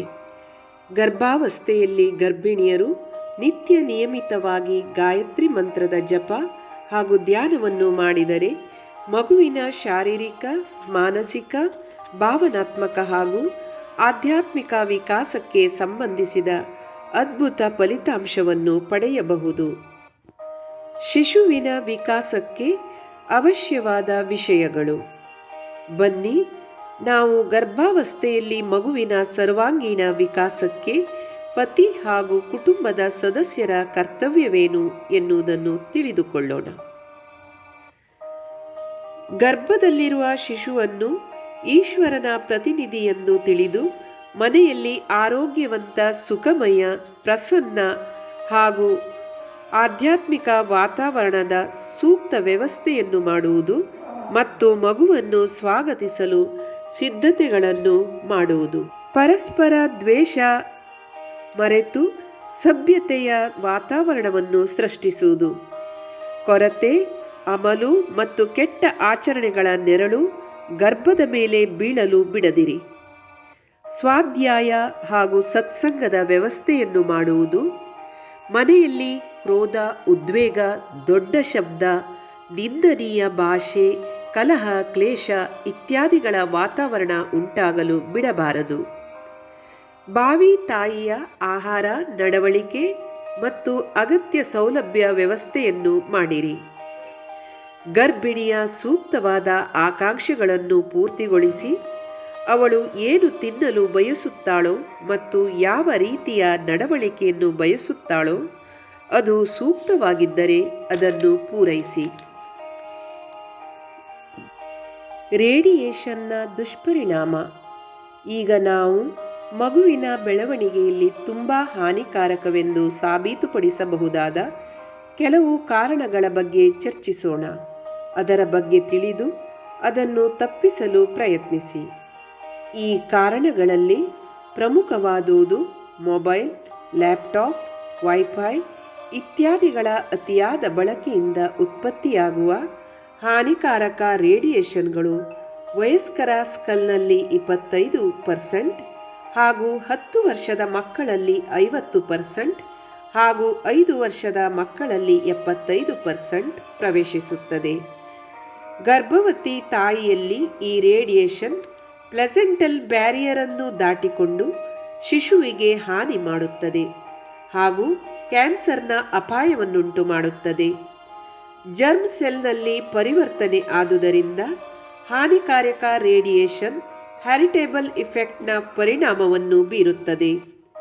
ಕಡಿಮೆ ಅಥವಾ ದುರ್ಬಲಗೊಂಡ ಮಾನಸಿಕ ಬೆಳವಣಿಗೆ, ಬುದ್ಧಿಮಾಂದ್ಯತೆ ಮತ್ತು ಕ್ಯಾನ್ಸರ್ ಸಾಧ್ಯತೆಯನ್ನು ಹೆಚ್ಚಿಸುತ್ತದೆ. ತಾಯಿಯೊಳಗೆ ಸುಸ್ತು, ಚಿಂತೆ ಮತ್ತು ನಿದ್ದೆ ಕಡಿಮೆಯಾಗುವುದು ಇದರ ಅನ್ಯ ಪ್ರಭಾವ. ತಲೆಮಾರುಗಳಿಗೂ ಹಾನಿ ಮಾಡಬಹುದು. ಈ ಹಾನಿಕಾರಕ ರೇಡಿಯೇಷನ್ ತಾಯಿಯ ಮೈಟೊಕಾಂಡ್ರಿಯಾದಲ್ಲಿನ ಜೀನ್ಸ್ಗಳ ಅನುಕ್ರಮವನ್ನು ಬದಲಾಯಿಸುವ ಮೂಲಕ ಮತ್ತು ಶಿಶುವಿನ DNA ಮೇಲೆ ಪರಿಣಾಮ ಬೀರಿ ಹುಟ್ಟುತ್ತಲೇ ಡಿಜನರೇಟಿವ್ ರೋಗಗಳಿಗೆ ಕಾರಣವಾಗಬಹುದು. ಸೆಲ್ ಫೋನ್ನ ಅತ್ಯಧಿಕ ಬಳಕೆಯಿಂದ ವೀರ್ಯದ ಗುಣಮಟ್ಟದ ಮೇಲೆ ಅತ್ಯಂತ ಋಣಾತ್ಮಕ ಪರಿಣಾಮ ಬೀರುತ್ತದೆ. ಅದರ ಪ್ರಮಾಣ, ವೇಗ, ಸಂಖ್ಯೆ ಮತ್ತು ವೀರ್ಯಾಣುಗಳ ಸಾಂದ್ರತೆಯಲ್ಲಿನ ಕಡಿತ ಮತ್ತು DNAಗೆ ಹಾನಿಯನ್ನು ಉಂಟುಮಾಡುತ್ತದೆ. ಮೊಬೈಲನ್ನು ಪ್ಯಾಂಟ್ ಪಾಕೆಟ್ ಅಥವಾ ಬೆಲ್ಟ್ನಲ್ಲಿ ಹಾಕುವುದರಿಂದ ವೀರ್ಯ ಚಲನೆಯನ್ನು 11%ನಿಂದ 19%ನಷ್ಟು ಕಡಿಮೆ ಮಾಡುತ್ತದೆ. ವೈಫೈ ಎಕ್ಸ್ಪೋಜರ್ನಿಂದ 9% ಶುಕ್ರಾಣುವಿನ DNAಗೆ ಹಾನಿ ಮಾಡುತ್ತದೆ ಮತ್ತು 25% ವೀರ್ಯವು ಈಜುವುದನ್ನು ಕಡಿಮೆ ಮಾಡುತ್ತದೆ. ಭ್ರೂಣದ ಮೇಲೆ ಮಾರಕ ಪರಿಣಾಮ. ಭ್ರೂಣದ ಮೇಲೆ ಘಾತಕ ಪರಿಣಾಮ ಬೀರುವ ಇತರ ಕಾರಣಗಳೆಂದರೆ ಶರಾಬು, ಧೂಮ್ರಪಾನ ಹಾಗೂ ಚಹಾ ಕಾಫಿಯ ಅತ್ಯಧಿಕ ಸೇವನೆ ಮಾಡುವುದರಿಂದ ಹಾನಿಯಾಗುತ್ತದೆ. ಶರಾಬು ಸೇವನೆಯಿಂದ ಮಗುವಿನಲ್ಲಿ ಲೋ ಬರ್ತ್ ವೇಟ್, ಪ್ರಿಮೆಚ್ಯೂರ್ ಬರ್ತ್, ಮಿಸ್ಕ್ಯಾರೇಜ್, ಸ್ಟಿಲ್ ಬರ್ತ್, ಹುಟ್ಟುತ್ತಲೇ ಹೃದಯ, ಮೂಳೆ, ಮೂತ್ರಪಿಂಡ, ಕಣ್ಣು, ಕಿವಿಯ ಸಮಸ್ಯೆ ಉಂಟಾಗುತ್ತದೆ. ಗರ್ಭಾವಸ್ಥೆಯಲ್ಲಿ ಅತ್ಯಧಿಕ ಶರಾಬು ಸೇವಿಸುವುದರಿಂದ ಮಗು ಫೆಟಲ್ ಆಲ್ಕೋಹಾಲ್ ಸಿಂಡ್ರೋಮ್ನ ರೋಗಗ್ರಸ್ತವಾಗುತ್ತದೆ. ಈ ಸ್ಥಿತಿಯಲ್ಲಿ ಮುಖ ಮತ್ತು ಮೆದುಳಿನ ಬೆಳವಣಿಗೆಯನ್ನು ಕುಂಠಿತಗೊಳಿಸುತ್ತದೆ. ದೇಹವು ವಿರೂಪಗೊಳ್ಳುತ್ತದೆ. ಮಗುವಿನಲ್ಲಿ ಕಾಗ್ನಿಟಿವ್ ಇಶ್ಯೂಸ್ನಂತಹ ಕಳಪೆ ಜ್ಞಾಪಕ ಶಕ್ತಿ, ಗಮನ ಕೊರತೆ, ಕಲಿಕೆಯಲ್ಲಿ ಅಸಮರ್ಥತೆ, ಮಾತು ಮತ್ತು ಭಾಷೆಯ ಕೊರತೆ, ಮಂದಗತಿ, ಹೈಪರ್ ಆಕ್ಟಿವ್ ಹಾಗೂ ವ್ಯಾವಹಾರಿಕ ಸಮಸ್ಯೆ ADHD ಉಂಟಾಗಬಹುದು. ಚಹಾ, ಕಾಫಿ ಅತಿ ಸೇವನೆ ಗರ್ಭಪಾತದ ಅಪಾಯವನ್ನು ಹೆಚ್ಚಿಸುತ್ತದೆ ಹಾಗೂ ಮಗುವಿನ ತೂಕವು ಕಡಿಮೆಯಾಗುತ್ತದೆ. ಅತ್ಯಧಿಕ ಧೂಮಪಾನ ಮಾಡುವುದರಿಂದ ಗರ್ಭಧಾರಣೆಯಲ್ಲಿ ತಡವಾಗಬಹುದು. ಬಂಜೆತನ, ಅಬಾರ್ಷನ್, ಸ್ಟಿಲ್ ಬರ್ತ್, ಪ್ರಿಮೆಚ್ಯೂರ್ ಬರ್ತ್, IUGR ಮತ್ತು ಎಕ್ಟೋಪಿಕ್ ಪ್ರೆಗ್ನೆನ್ಸಿಯ ಸಮಸ್ಯೆ ಹೆಚ್ಚುತ್ತದೆ. ಮಗುವಿನ ಮೆದುಳು ಮತ್ತು ಹೃದಯದಲ್ಲಿ ವಿಕಾರತೆ ಬರುತ್ತದೆ.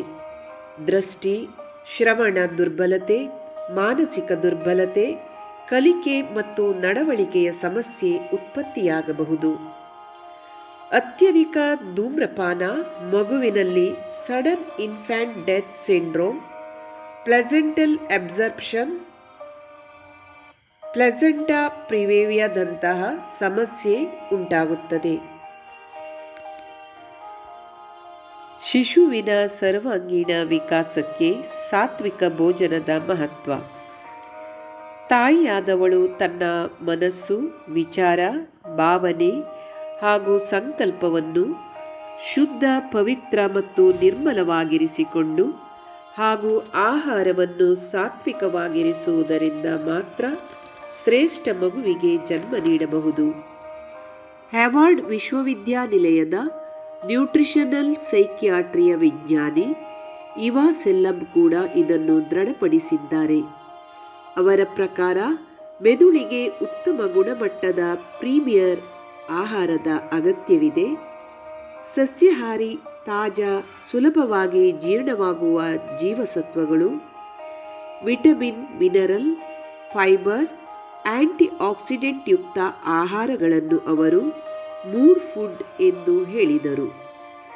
ಏಕೆಂದರೆ ಇದರಿಂದ gastrointestinal tract means GIT ಯಲ್ಲಿ ಕ್ಯಾರೋಟಿನಿನ್ ಎನ್ನುವ ನ್ಯೂರೋಟ್ರಾನ್ಸ್ಮಿಟರ್ ಸ್ರವಿಸಿ ಮೆದುಳು ಮತ್ತು ಕರುಳಿನ ನಡುವಿನ ನ್ಯೂರನಲ್ ಪಾತ್ವೇಯನ್ನು ಕ್ರಿಯಾಶೀಲವಾಗಿಸುತ್ತದೆ, ಮಸ್ತಿಷ್ಕವನ್ನು ಚೆನ್ನಾಗಿಸುತ್ತದೆ, ನಿದ್ದೆ ಚೆನ್ನಾಗಿ ಬರುತ್ತದೆ, ಹಸಿವನ್ನು ಹೆಚ್ಚಿಸುತ್ತದೆ, ನೋವನ್ನು ಕಡಿಮೆ ಮಾಡುತ್ತದೆ.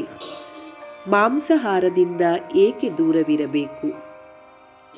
ಮಾಂಸದಲ್ಲಿ ಆ್ಯಪಿನೆಫ್ರಿನ್, ಅಡ್ರಿನಲಿನ್ ಹೆಸರಿನ ಹಾರ್ಮೋನ್ ಕಂಡುಬರುತ್ತದೆ. ಈ ಹಾರ್ಮೋನ್ ಮಸ್ತಿಷ್ಕದಲ್ಲಿ ಭಯ ಮತ್ತು ನೋವಿನ ಭಾವನೆಯನ್ನು ಹುಟ್ಟಿಸುತ್ತದೆ. ಈ ಹಾರ್ಮೋನ್ನ ಕಾರಣದಿಂದ ಹೃದಯ ಬಡಿತ, ರಕ್ತದೊತ್ತಡ, ರಕ್ತದಲ್ಲಿ ಗ್ಲೂಕೋಸ್ನ ಅಂಶವನ್ನು ಹೆಚ್ಚಿಸುತ್ತದೆ. ಮಾಂಸಾಹಾರಿ ಪ್ರಾಣಿಗಳಲ್ಲಿ ಮಾಂಸವನ್ನು ಜೀರ್ಣಿಸಿಕೊಳ್ಳಲು ಸ್ಟ್ರಾಂಗ್ ಹೈಡ್ರೋಕ್ಲೋರಿಕ್ ಆಸಿಡ್ ಇರುತ್ತದೆ. ಆದರೆ ಮಾನವನ ಹೊಟ್ಟೆಯಲ್ಲಿ ಮಾಂಸ ತಿನ್ನುವ ಪ್ರಾಣಿಗಳಿಗೆ ಹೋಲಿಸಿದರೆ ಹೈಡ್ರೋಕ್ಲೋರಿಕ್ ಆಸಿಡ್ 20 ಪಟ್ಟು ದುರ್ಬಲವಾಗಿರುತ್ತದೆ. ಇದರಿಂದ ಮಾಂಸವನ್ನು ಸಂಪೂರ್ಣವಾಗಿ ಜೀರ್ಣಿಸಿಕೊಳ್ಳಲು ಯಾರಿಗೂ ಸಾಧ್ಯವಿಲ್ಲ. ಮಾಂಸಾಹಾರಿ ಪ್ರಾಣಿಗಳ ಬಾಯಲ್ಲಿ ಮಾಂಸ ಜೀರ್ಣಿಸಿಕೊಳ್ಳಲು ಆಸಿಡಿಕ್ ಸಲೈವ ಉತ್ಪನ್ನವಾಗುತ್ತದೆ. ಇದರಲ್ಲಿ ಎನ್ಸೈಮ್ ಟೈಲಿನ್ ಕಂಡುಬರುವುದಿಲ್ಲ. ಬಾಯಿಂದ ಆಸಿಡಿಕ್ ಸಲೈವಾದೊಂದಿಗೆ ಎನ್ಸೈಮ್ ಟೈಲಿನ್ ಬಾಯಿಂದ ಹೊರಬರುತ್ತದೆ. ಮಾಂಸಾಹಾರ ಪ್ರಾಣಿಗಳಲ್ಲಿ ಜೀರ್ಣಾಂಗ ವ್ಯವಸ್ಥೆ ತುಂಬ ಚಿಕ್ಕದಾಗಿದ್ದು, ಸಸ್ಯಾಹಾರಿಗಳಲ್ಲಿ ಜೀರ್ಣಾಂಗ ವ್ಯವಸ್ಥೆ ತುಂಬ ಉದ್ದವಾಗಿದೆ. ಈ ರೀತಿ ಮಾಂಸಾಹಾರಿ ಪಶು ಮತ್ತು ಮಾನವನ ಜೀವನ ತಂತ್ರ ಸಂಪೂರ್ಣ ಭಿನ್ನವಾಗಿದೆ. ಮಾನವ ಪಾಚನ ತಂತ್ರ ಸಸ್ಯಾಹಾರಿ ಪಶುವಿನ ಜೀರ್ಣ ವ್ಯವಸ್ಥೆಯನ್ನು ಹೋಲುತ್ತದೆ. ಆದ್ದರಿಂದ ಮಾನವನ ಜೀರ್ಣಾಂಗ ವ್ಯವಸ್ಥೆಯು ಸಸ್ಯಾಹಾರಿ ಆಹಾರಕ್ಕೆ ಮಾತ್ರ ಸೂಕ್ತವಾಗಿದೆ ಎಂದು ನಾವು ಹೇಳಬಹುದು. ಅಂತರ್ಗತ ಪೋಷಕಾಂಶಗಳು ಗರ್ಭಾವಸ್ಥೆಯಲ್ಲಿ ತಾಯಿಯ ಆಹಾರದ ಪ್ರಮುಖ 4 ಸ್ತಂಭಗಳು. ಗರ್ಭಾವಸ್ಥೆಯ ಮೊದಲ ತ್ರೈಮಾಸಿಕದಲ್ಲಿ ಶಿಶುವಿನ ಮಸ್ತಿಷ್ಕ ವೇಗವಾಗಿ ಬೆಳೆಯುತ್ತದೆ. ಇದಕ್ಕಾಗಿ DHA, choline, iodine, folic acid, vitamin B12, zinc, omega 3ಯಂತಹ ಪೋಷಕಯುಕ್ತ ಸಮೃದ್ಧ ಆಹಾರದ ಅಗತ್ಯವಿರುತ್ತದೆ. ತಾಯಿಯ ಆಹಾರದಲ್ಲಿ ಬಾದಾಮಿ, ಅಕ್ರೋಟ್, ಅಗಸೆ ಬೀಜ, ನೆಲಗಡಲೆ, ಹಾಲು ಮತ್ತು ಹಾಲಿನ ಇತರ ಪದಾರ್ಥಗಳು, ಹಸಿರು ಸೊಪ್ಪು, ಬೇಳೆಕಾಳುಗಳಿಂದ ಪೋಷಕಾಂಶಗಳನ್ನು ಪೂರೈಸಬಹುದು. ಗರ್ಭಧಾರಣೆಯ 2ನೇ ತ್ರೈಮಾಸಿಕದಲ್ಲಿ ಮಗುವಿನ ದೈಹಿಕ ಬೆಳವಣಿಗೆಯು ತ್ವರಿತವಾಗಿ ಆಗುತ್ತದೆ. ಇದಕ್ಕಾಗಿ ಪ್ರೋಟೀನ್, ಕೊಬ್ಬು ಮತ್ತು ಕಾರ್ಬೋಹೈಡ್ರೇಟ್ಗಳು ತಾಯಿಯ ಆಹಾರದಲ್ಲಿ ಸಾಕಷ್ಟು ಪ್ರಮಾಣದಲ್ಲಿರಬೇಕು.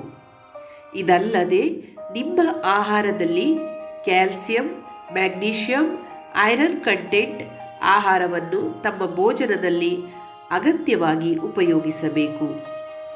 ವಿಟಮಿನ್ ಡಿಯ ಪೂರ್ತಿಗಾಗಿ ಬೆಳಗ್ಗಿನ ಸೂರ್ಯನ ಬಿಸಿಲನ್ನು ನಿಯಮಿತವಾಗಿ ಸೇವಿಸಿ. ತಾಯಿ ಮತ್ತು ಮಗುವಿನ ರೋಗ ನಿರೋಧಕ ಶಕ್ತಿಯನ್ನು ಬಲಪಡಿಸಲು ಗರ್ಭಾವಸ್ಥೆಯಲ್ಲಿ ವಿಟಮಿನ್ ಸಿ ಭರಿತ ಆಹಾರಗಳಾದ ನಿಂಬೆ, ನೆಲ್ಲಿಕಾಯಿ, ಕಿತ್ತಳೆ, ಸ್ಟ್ರಾಬೆರಿ, ಅವಕಾಡೋ ಮತ್ತು ವಿಟಮಿನ್ ಎ ಭರಿತ ಆಹಾರ ಕ್ಯಾರೆಟ್, ಪಪ್ಪಾಯಿಗಳನ್ನು ಸೇವಿಸಿ. ತಾಯಿಯ ಆಹಾರದಲ್ಲಿ ಮಾವು, ಟೊಮೆಟೊ, ರೆಡ್ ಕ್ಯಾಪ್ಸಿಕಮ್ ಮತ್ತು ಬಣ್ಣದ ಹಣ್ಣುಗಳನ್ನು ಒಳಗೊಂಡಿರಬೇಕು. ಬಾಳೆಹಣ್ಣು, ಗೋಧಿ, ಬಾರ್ಲಿ, ಮೊಸರು, ಪನೀರ್ ಇತ್ಯಾದಿಗಳನ್ನು ಸೇವಿಸುವ ಮೂಲಕ ಸರಬರಾಜು ಮಾಡಬಹುದಾದ ಪೋಷಕಾಂಶಗಳು, ಡೈಜೆಸ್ಟಿವ್ ನ್ಯೂಟ್ರಿಯೆಂಟ್ಸ್, ಫ್ರುಕ್ಟೋ ಆಲಿಗೊಸ್ಯಾಕರೈಡ್ಸ್ಗಳು ತಾಯಿ ಮತ್ತು ಮಗುವಿನ ಆರೋಗ್ಯಕರ ಜೀರ್ಣಕ್ರಿಯೆಗೆ ಅಗತ್ಯವಿದೆ. ಉತ್ತಮ ಜೀರ್ಣಶಕ್ತಿಗಾಗಿ ಸಾಕಷ್ಟು ನೀರು ಕುಡಿಯಿರಿ ಮತ್ತು ಫೈಬರ್ ಭರಿತ ಆಹಾರವನ್ನು ಸೇವಿಸಿ. Iron rich recipes. ಗರ್ಭಿಣಿಗೆ ಕೆಲವು ಐರನ್ ರಿಚ್ ರೆಸಿಪೀಸ್ನ ಹೆಸರನ್ನು ನೀಡಲಾಗಿದೆ. ಇವುಗಳನ್ನು ತಾಯಿಯ ಆಹಾರದಲ್ಲಿ ಸೇರಿಸುವ ಮೂಲಕ ಎಲ್ಲ ಪ್ರಮುಖ ಪೋಷಕಾಂಶಗಳನ್ನು ಪೂರೈಸಬಹುದು. ತಾಯಿಯ ತಟ್ಟೆ ಮತ್ತು ಪ್ರಮಾಣ. ಫುಡ್ ಪಿರಮಿಡ್ ಸಹಾಯದಿಂದ ಗರ್ಭಿಣಿಯ ತಟ್ಟೆಯಲ್ಲಿ ಅಗತ್ಯ ಪೋಷಕಾಂಶಗಳ ಆಯ್ಕೆ ಮತ್ತು ಅವುಗಳ ಪ್ರಮಾಣವನ್ನು ನಿರ್ಧರಿಸಬಹುದು. ತಿನ್ನಲು ತಪ್ಪಿಸಲು ಆರೋಗ್ಯಕರ ಆಹಾರ. ಸಂಕ್ಷಿಪ್ತವಾಗಿ ಹೇಳುವುದಾದರೆ, ಗರ್ಭಿಣಿ ತಾಯಿಯು ತನ್ನ ಆಹಾರದಲ್ಲಿ ಧಾನ್ಯಗಳು, ಕಡಿಮೆ ಕೊಬ್ಬಿನ ಹಾಲು, ಮೊಸರು, ಕಾಳುಗಳು, ತಾಜಾ ಋತುಮಾನದ ಫಲ, ಬೇಳೆಕಾಳುಗಳು, ಸಲಾಡ್, ಕ್ಯಾರೆಟ್, ಎಳ್ಳು ಬೀಜ, oats meal, dry fruits, green tea ಇತ್ಯಾದಿಗಳನ್ನು ಸೇರಿಸಿಕೊಳ್ಳಬೇಕು. ಗರ್ಭಿಣಿಯು ಶರಾಬು, ಧೂಮ್ರಪಾನ, ಅತಿಯಾದ ಚಹಾ ಕಾಫಿ ಸೇವನೆ, ಬಿಸ್ಕೆಟ್, ಕ್ರೀಮ್, ಮಾಂಸ ಇತ್ಯಾದಿಗಳ ಸೇವನೆಯಿಂದ ದೂರವಿರಬೇಕು. ಅನ್ಪ್ಯಾಸ್ಚರೈಸ್ಡ್ ಹಾಲು, ಮೊಸರು, ಕೆಫೇನ್, ಜಂಕ್ ಫುಡ್, ಅತಿ ಕರಿದ ತಿನಿಸು, ಆರ್ಟಿಫಿಷಿಯಲ್ ತಿನಿಸು, ಪ್ಯಾಕೇಜ್ಡ್ ಫುಡ್ ಹಾಗೂ ಹೊರಗಿನ ಆಹಾರವನ್ನು ತಪ್ಪಿಸಬೇಕು. ನಿರೀಕ್ಷಿತ ತಾಯಿಗೆ ಆದರ್ಶ ದಿನಚರಿ. ಆರೋಗ್ಯಕರ ಮತ್ತು ಆದರ್ಶ ದಿನಚರಿಯ ಪಾಲನೆ ಮಾಡಿ ಸಾತ್ವಿಕ ಆಲೋಚನೆಗಳನ್ನು ಅಳವಡಿಸಿಕೊಳ್ಳುವುದರಿಂದ ಮತ್ತು ಸಮತೋಲಿತ ಆಹಾರವನ್ನು ಸೇವಿಸುವುದರಿಂದ ಗರ್ಭಸ್ಥ ತಾಯಿಯು ಸಂಪೂರ್ಣವಾಗಿ ಆರೋಗ್ಯಕರ ಮಗುವಿಗೆ ಜನ್ಮ ನೀಡಲು ಸಾಧ್ಯವಾಗುತ್ತದೆ. ತಾಯಿ ಮತ್ತು ಕುಟುಂಬಕ್ಕೆ ಬೆಲೆ ಕಟ್ಟಲಾಗದ ಉಡುಗೊರೆ. ಶಿಶುವಿನ ಭಾವನಾತ್ಮಕ ವಿಕಾಸತೆಗಾಗಿ ಗುರುಸತ್ತ ಕೆಲವು ಉತ್ತಮ ಸಾಹಿತ್ಯವನ್ನು ಬರೆದಿದ್ದಾರೆ. ಇದರಲ್ಲಿ ಗರ್ಭದ ಮೊದಲ ದಿನದಿಂದ ಮಗುವಿನ ಚಿಕ್ಕ ವಯಸ್ಸಿನವರೆಗೆ ಮಗುವಿನ ಶ್ರೇಷ್ಠತೆಯ ಗುಣಗಳನ್ನು ಹೇಗೆ ಬೆಳೆಸಬೇಕು ಎನ್ನುವುದರ ಕುರಿತು ಮಾರ್ಗದರ್ಶನ ನೀಡಲಾಗಿದೆ. ಈ ಪುಸ್ತಕಗಳನ್ನು ಅಧ್ಯಯನ ಮಾಡಬೇಕು. ಕೆಲವು ಸುಂದರವಾದ ಪುಸ್ತಕಗಳೆಂದರೆ ನಮ್ಮ ಭಾವಿ ಪೀಳಿಗೆ ಮತ್ತು ಅದರ ಆವಿಷ್ಕಾರ, ಬನ್ನಿ ಸಂಸ್ಕಾರವಂತ ಪೀಳಿಗೆಯನ್ನು ಹುಟ್ಟುಹಾಕೋಣ, ನಮ್ಮ ಶ್ರೇಷ್ಠ ಉತ್ತರಾಧಿಕಾರಿ, ಬಾಲಕರ ಭಾವನಾತ್ಮಕ ವಿಕಾಸ, ಗೃಹಸ್ಥನಾಗುವ ಮೊದಲೇ ಜವಾಬ್ದಾರಿ ತಿಳಿದುಕೊಳ್ಳಿ, ಮಕ್ಕಳ ಶಾಸಕರಾಗದೆ ಸಹಾಯಕರಾಗಿ, ಸುಖ ಮತ್ತು ಪ್ರಗತಿಯ ಆಧಾರ ಮತ್ತು ಆದರ್ಶ ಪರಿವಾರ, ಮನೆ ವಾತಾವರಣದಲ್ಲಿ ಸ್ವರ್ಗದ ಅವತರಣೆ, ಬಾಲ ನಿರ್ಮಾಣ ಕಥೆಗಳು, ಮಹಾಪುರುಷರ ಅವಿಸ್ಮರಣೀಯ ಘಟನೆಗಳು. ಜಾಗೃತಿ ಕಾರ್ಯಕ್ರಮ. ಈ ಜಾಗೃತಿ ಕಾರ್ಯಕ್ರಮವನ್ನು ವಿವಿಧ ವಿಭಾಗಗಳಲ್ಲಿ ಹರಡಲಾಗಿದೆ. ಭಾರತದಲ್ಲಿ ಮಾತ್ರವಲ್ಲದೆ ವಿದೇಶಗಳಲ್ಲಿಯೂ ಜಾತಿ, ವರ್ಗ ಮತ್ತು ಪಂಥಗಳನ್ನು ಮೀರಿ ಎಲ್ಲ ವರ್ಗದ ಜನರು ಭವಿಷ್ಯದ ಪೀಳಿಗೆಯನ್ನು ನಿರ್ಮಾಣ ಮಾಡಲು ಮುಂದಾಗಿದ್ದಾರೆ. ಈ ಯೋಜನೆಯು ವೈದ್ಯರ ಸಂಸ್ಥೆಗಳಾದ IMA, ಫ್ಯಾಕ್ಸಿ ಮತ್ತು ನ್ಯಾಷನಲ್ ಕಾನ್ಫರೆನ್ಸ್ ಮತ್ತು ವೈದ್ಯಕೀಯ ಕಾಲೇಜುಗಳಲ್ಲಿ ಮನ್ನಣೆ ಪಡೆಯುತ್ತಿದೆ. ಹಳ್ಳಿಗಳಲ್ಲಿ, ಶಾಲಾ ಕಾಲೇಜುಗಳಲ್ಲಿ ಹುಡುಗರು ಹುಡುಗಿಯರು ಭವಿಷ್ಯದ ಪೀಳಿಗೆಯ ಹೊಸ ಸೃಷ್ಟಿಯ ಜವಾಬ್ದಾರಿಯ ಪ್ರಜ್ಞೆಯನ್ನು ಯಶಸ್ವಿಯಾಗಿ ತುಂಬುತ್ತಿದ್ದಾರೆ. ದೇಶ ಮಾತ್ರವಲ್ಲದೆ ಹೊರದೇಶಗಳಲ್ಲೂ ಗಾಯತ್ರಿ ಪರಿವಾರದವರು ತಮ್ಮ ದುಡಿಮೆ, ಪ್ರತಿಭೆಯನ್ನು ಭವಿಷ್ಯದ ಪೀಳಿಗೆಗಾಗಿ ಹಾಕುತ್ತಿದ್ದಾರೆ. ಓಂ ಸೆರೆಮನಿ. ಆದ್ದರಿಂದ ನಿಮ್ಮ ಕುಟುಂಬ, ನೆರೆಹೊರೆ, ಸ್ನೇಹಿತರು, ಶಾಲೆ, ಕಾಲೇಜು, ಕಚೇರಿ, ಅಂಗನವಾಡಿ ಮತ್ತು ಆಶಾ ಕಾರ್ಯಕರ್ತೆಯರ ಮೂಲಕ ಈ ಜ್ಞಾನವನ್ನು ಹರಡಿಸಲು ಪ್ರಯತ್ನಿಸಿದರೆ ನಿಮ್ಮ ಕುಲ, ಸಮಾಜ ಮತ್ತು ರಾಷ್ಟ್ರವನ್ನು ಹೆಮ್ಮೆ ಪಡುವಂತೆ ಭವಿಷ್ಯದ ಪೀಳಿಗೆಯನ್ನು ರಚಿಸಿದಲ್ಲಿ ಆಗ ಖಂಡಿತವಾಗಿಯೂ 33 ಕೋಟಿಗೂ ಹೆಚ್ಚು ದೇವ ಮನುಷ್ಯರು ಈ ಭೂಮಿಯಲ್ಲಿ ಮತ್ತೆ ಹೊರಹೊಮ್ಮುತ್ತಾರೆ. ಮತ್ತೆ ಒಂದಲ್ಲ ಎರಡಲ್ಲ 1000 ಲಕ್ಷ ರಾಮ, ಕೃಷ್ಣ, ಗೌತಮ್, ಈಸಾ, ಮೊಹಮ್ಮದ್, ರಾಣಾ, ಶಿವಾಜಿ, ಲಕ್ಷ್ಮೀಬಾಯಿ, ಸೀತಾ, ಸಾವಿತ್ರಿ, ಮದಾಲಸ ಈ ಭೂಮಿಯಲ್ಲಿ ಮತ್ತೆ ಕಾಣಿಸಿಕೊಳ್ಳುತ್ತಾರೆ. ಭಾರತವು ಮತ್ತೆ ಜಗದ್ಗುರು, ಚಿನ್ನದ ಪಕ್ಷಿ ಮತ್ತು ಚಕ್ರವರ್ತಿಯಾಗಲಿದೆ. ಹಾಗೂ ಯುಗ ನಿರ್ಮಾಣದಲ್ಲಿ ನಿಮ್ಮ ಪಾತ್ರವು ಶ್ರೀರಾಮನ ಸೈನ್ಯದಲ್ಲಿ ವಾನರ, ರಣಹದ್ದು, ಅಳಿಲುಗಳೊಂದಿಗೆ ಗೋಪಾಲಕರು ಪಡೆದ ಗೌರವ, ದೈವಿಕ ಅನುಗ್ರಹ ಮತ್ತು ಆತ್ಮತೃಪ್ತಿಯನ್ನು ನಿಮಗೆ ತರುತ್ತದೆ. ಹನುಮಾನ್, ಸುಗ್ರೀವ ಮತ್ತು ಶ್ರೀಕೃಷ್ಣರಂತೆ ನಿಮ್ಮ ಜೀವನ ಮಾತ್ರವಲ್ಲದೆ ನಿಮ್ಮ 10 ತಲೆಮಾರುಗಳ ಜೀವನವು ಆಶೀರ್ವದಿಸಲ್ಪಡುತ್ತದೆ.